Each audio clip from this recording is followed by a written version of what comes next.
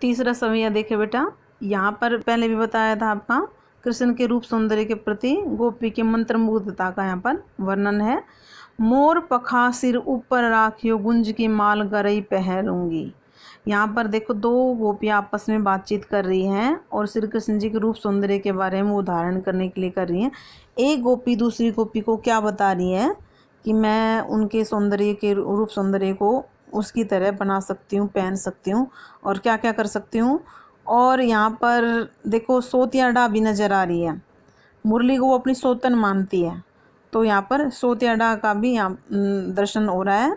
गोपियाँ बांसुरी को अपने सोत मानते हुए उसको धारण करने से भी मना करती है। तो पहले फर्स्ट पंक्ति देखें, मोर पखा सिर ऊपर राख्यो। एक गोपी दूसरी गोपी से बताते हुए कह रही, हे सखी, हे गोपी, मैं सिर पर मोर पंख रखूंगी, यानी मोर पंख लगाऊंगी। वो श्री कृष्ण जी का रूप बनाने के लिए कह रही है। वो जो जैसा श्री कृष्ण जी रूप धारण करते थे वैसा ही गोपियाँ धारण करने के लिए कह रही है कि मैं सिर पर मोर पंख लगाऊंगी, गुंज की माल गले पहनूंगी और अपने गले में गुंजा के फूलों की माला भी पहन लूंगी जो श्री कृष्ण जी पहनते थे। ओढ़ी पीतम्बर ले लकुटी बन, और मैं ओढ़ी पीतम्बर, पीतम्बर आपने समास में भी पढ़ा है शब्द, पीले हैं अंबर जिसके, यानी श्री कृष्ण। पर यहाँ पर पीतम्बर श्री कृष्ण जी को नहीं, पीले वस्त्र के लिए कहा है कि ओढ़ी पीतम्बर, मैं पीले कपड़े भी पहन लूँगी। ले लकुटी बन गोधन, और ले लकुटी यानी लकड़ी लेकर, बन गोधन ग्वारन संग फिरूंगी, मैं गोधन यानी गायों को ग्वालों के संग फिरूंगी। मैं हाथ में लकड़ी ले लूँगी और ग्वालों के साथ वन में गायों को लेकर घूमूंगी या फिरूंगी उनके साथ। फिर सुने बेटा, गोपी कह रही है, मैं पीले वस्त्र धारण कर लूँगी, हाथ में लकड़ी ले लूँगी और वन में गायों को चराने के लिए ग्वालों के साथ घूमूंगी या फिरूंगी। भाव तो वो ही मेरे रस खानी, सो तेरे कहे सब स्वांग करूंगी। अब यहाँ पर गोपिया कह रही, भाव तो वो ही, हे सखी, मेरे मन को जो अच्छा लगेगा ना, रसखान जी कह रहे हैं, गोपी दूसरी को कह रही है, सखी मेरे मन को जो अच्छा लगेगा, मेरे मन को जो भाएगा, सो तेरे कहे सब स्वांग करूंगी।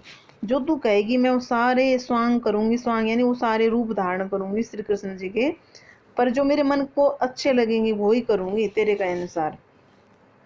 या मुरली मुरली धर की अधरान धरे अधरान धरूंगी। यहाँ पर बेटा सोते अड्डा प्रकट हो रही इस लाइन विशेष तौर पर, और अंतिम पंक्ति में आपका यमक अलंकार भी है। देखो यहाँ पर अधरान शब्द आ रहा है, अधरान होता है होठों पर, अधरान न धरूंगी लास्ट में, होठों पर नहीं रखूंगी, यानी अपनी मन की जो है ना सोतिया डहा जो है उसकी इस पंक्ति में नजर आ रही गोपी की। या मुरली, ये जो मुरली है, ये जो बांसुरी मुरलीधर की, श्री कृष्ण की जो मुरली है, बांसुरी है, उसको मैं अधरान अपने होठों पर धरूंगी, अधरान धरूंगी, यानी जो श्री कृष्ण जी के होठों पर जो मुरली रखी हुई है उसे मैं अपने होठों पर नहीं रखूंगी, यानी मैं अपने होठों को नहीं छूने दूंगी उस मुरली को, क्योंकि मेरी सोतन है। श्री कृष्ण जी जब इस बांसुरी को बजाते हैं तो हम सबको भूल जाते हैं और उसकी धुन में मंत्रमुग्ध होकर डूब जाते हैं। इसलिए गोपियाँ बांसुरी को अपनी सोत यहाँ पर बता रही है और उस मुरली को धारण करने से भी मना करती है जिसको श्री कृष्ण जी ने अपने होठों पर धारण कर रखा है। ये आपका थर्ड सवैया कंप्लीट।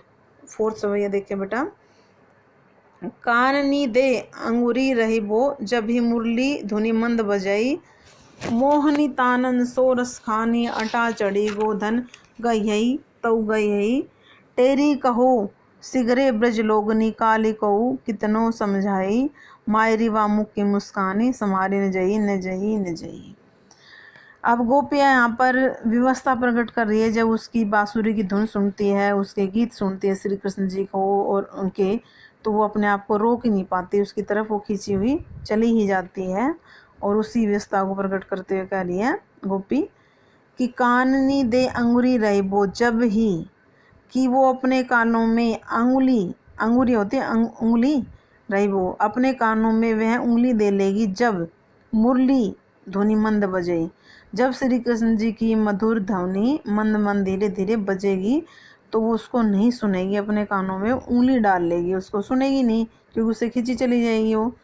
मोहनी तानन सो रसखानी, रसखान जी कह रहे हैं गोपी अपने मन की जो है ना बात रखते हुए कह रही है, मोहनी तानन, जब श्री कृष्ण जी मधुर तान छेड़ेंगे मुरली की धुन पर, अटा चढ़ी, अपनी जो अटा होती है छत के ऊपर का जो हिस्सा, एक तरह से सबसे ऊपरली छत को बोलते हैं, कि अटारी पर चढ़कर जब मधुर तान छेड़ेंगे, गोधन गही, और गायों के लिए गीत गाएंगे, गही गही तऊ गही, वो गाए तो गाए, पर कह रहे मैं अपने जो है कानों में उंगली डाल लूँगी जब मधुर धुन धीरे धीरे बजाएंगे, और गायों को बुलाने के लिए जब वो अटारी पर चढ़कर अपनी मोहनी तान यानी मन को मंत्रमुग्ध कर देने वाली मधुर तान से जब वो गोधन का गाय का गीत गाएंगे तो उसको सुनेंगी नहीं वो।